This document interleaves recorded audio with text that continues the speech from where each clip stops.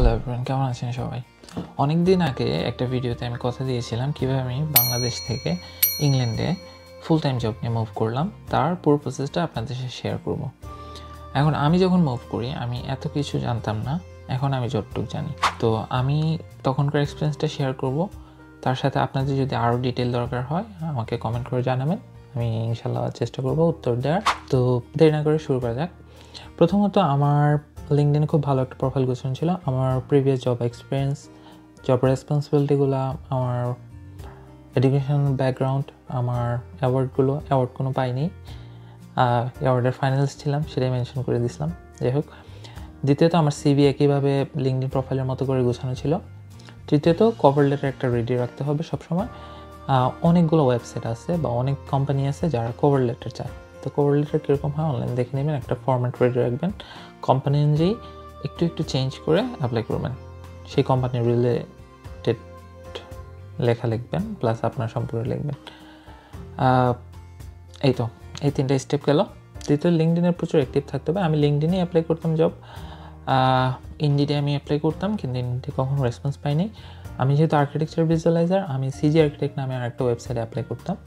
তো সেটা সবার জন্য না, যারা আমার ব্যাকগ্রাউন্ডে আছেন তাদের কাজে লাগবে। যারা অন্য ব্যাকগ্রাউন্ডে, তারা আপনাদের যে সময় ওয়েবসাইট জানা থাকলে অন্যদেরকে জানিয়ে দেবেন অথবা আপনি অ্যাপ্লাই করবেন। যাই হোক, তো আমি এখন যে কোম্পানিতে আছি সেই কোম্পানি আসলে আমি তাদের অ্যাপ্লাই করিনি, যেহেতু আমি অনেকগুলো কোম্পানিতে অ্যাপ্লাই করছিলাম। তো ওই কোম্পানিগুলোই এই কোম্পানিকে আমাকে রেকমেন্ড করে যে এরকম একটা ছেলে আছে, ওর সাথে কথা বলে দেখো। তো তারা আমাকে নক দেয়। দেওয়ার পরে আমি ইন্টারভিউ নেয়, পোর্টফোলিও দেখে, কথাবার্তা হয়। 1-2 দিনের মধ্যে জব কনফার্ম করে বলে যে 1 মাস তুমি আমাদের সাথে কাজ করো বাংলাদেশ থেকে, পরে আমরা তোমাকে ফুল টাইম নিয়োগ দেবো যদি কাজ ভালো লাগে। তো তারা কী করে যে আমি 1, 2, 3, 4, 5, 6 মাস এভাবে চলে যায়। 6 মাস চলে যাওয়ার পর আমি তো তাদের আগে আমার গোল শেয়ার করছিলাম যে আমি বাহিরে কোনো একটা কান্ট্রিতে বেটার অপরচুনিটি খুঁজতেছি জব নিয়ে মুভ করার জন্য। যদি এইভাবে না হয় তাহলে আমি হয়তো অন্য প্রসেস, স্টুডেন্ট ভিসায় মুভ করবো, স্টাডি কমপ্লিট করে বাইরে সেটেল হবো। তো 6 মাস চলে যাওয়ার পর আমি তাদের পুশ করার পরে তারা ডিরেক্টররা মিলে সিদ্ধান্ত নেয়, যেহেতু তাদের আমার কাজ ভালো লাগছিল, তারা আমাকে স্পন্সর করবে সিদ্ধান্ত নেয়। তো আমাকে স্পন্সর করে ফাইনালি 2023 জানুয়ারিতে আমার ভিসা হয়ে যায় আলহামদুলিল্লাহ। তারপর আমি ওদের বলি যে, ও আমাকে জিজ্ঞেস করতেছিল যে আমার ওয়াইফ সহ একসাথে আসবো কিনা। আমি বলছি না, আমি আগে আসবো, তারপর আমার ওয়াইফ আর বেবিকে নিয়ে আসবো, যেহেতু আমার ওয়াইফ প্রেগনেন্ট ছিল তখন। তো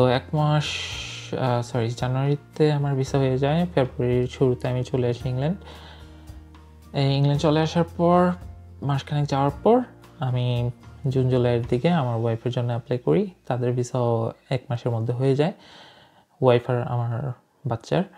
তো বাংলাদেশে আমি তাদের নিয়ে আসি, আলহামদুলিল্লাহ আমি এখন ভালো আছি। আচ্ছা, এখন আপনি যদি অ্যাপ্লাই করতে চান ইংল্যান্ডে, কীভাবে অ্যাপ্লাই করবেন? আমিও তখন অনেক কিছু জানতাম না ইংল্যান্ডের বিষয়ে। ইংল্যান্ডের একটা গভর্নমেন্ট ওয়েবসাইট আছে, সেখানে স্পন্সর করতে পারে যে কোম্পানিগুলো, তাদের একটা লিস্ট দেওয়া আছে।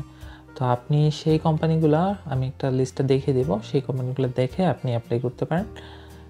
ইনশাল্লাহ আপনিও আমার মতো ফুল টাইম জব নিয়ে কোনো প্রকার দালাল ছাড়া চলে আসতে পারবেন ইংল্যান্ডে। একটা কথা, একা ইংল্যান্ড আসবেন না। আমি তো একা আসছি, আমার ফ্রেন্ডদের আমি অনেককে বলছিলাম আইএলটিএস করে হাবি যাবি আমরা একসাথে বাইরে অ্যাপ্লাই করবো, কেউ করে নাই, আমার একা চলে আসতে হয়েছে। আপনি একা আসবেন না, ফ্রেন্ডদের নিয়ে আসবেন। তাই এই ভিডিওটা শেয়ার করবেন যাতে অন্যরাও উৎসাহ পায়, আপনারা সবাই জবে অ্যাপ্লাই করে চলে আসতে পারেন। তো ইউকেতে যদি অ্যাপ্লাই করতে চান, এই জিনিসটা আমি আগে জানতাম না। ইউকে স্পন্সর লিস্ট লিখে সার্চ দেবেন, তো এখানে গভর্নমেন্ট ওয়েবসাইট gov.uk একটা ওয়েবসাইট আছে, এইখানে যাবেন। যাওয়ার পর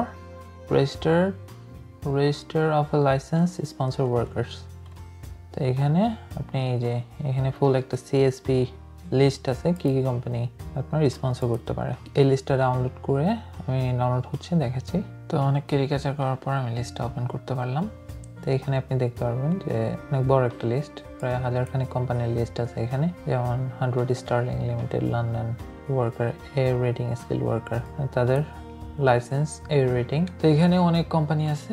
এখন কোন কোম্পানি কোন রিলেটেড সেটা হয়তো আপনি অজানা না। আপনি কোম্পানিগুলোর নাম লিখে সার্চ দিলে গুগলে হয়তো তার ওয়েবসাইট পেয়ে যাবেন, অ্যাপ্লাই করার লিঙ্কও পেয়ে যাবেন। তো প্রত্যেকটা কোম্পানির লিস্ট প্লাস সেটা লোকেশন কোথায় অথবা মাল্টিপল লোকেশন থাকলে সেটাও মেনশন করা আছে। এখানে ক্লাস ওয়ার্কার ক্লাস এ রেটিং যেগুলা সেগুলা দেখে আপনি চেষ্টা করবেন অ্যাপ্লাই করার। তো স্কিল ওয়ার্কার ভিসায় ইংল্যান্ডে স্পন্সরগুলো হয় আপনার মতো 3 বছর আর 5 বছরের। যদি আপনি সামহাও আমার মতো লাখ ব্যবহার করে অবশ্যই চেষ্টা করুন 5 বছরের স্পন্সর নেওয়ার, ঝামেলাটা কম। যেহেতু স্পন্সর ফি দিন দিন বাড়তেছে, এখন অনেক বেড়ে গেছে অলরেডি। আর এখন স্যালারি থ্রেশহোল্ড যেটা মিনিমাম স্যালারি সেটার অঙ্ক বাড়ছে।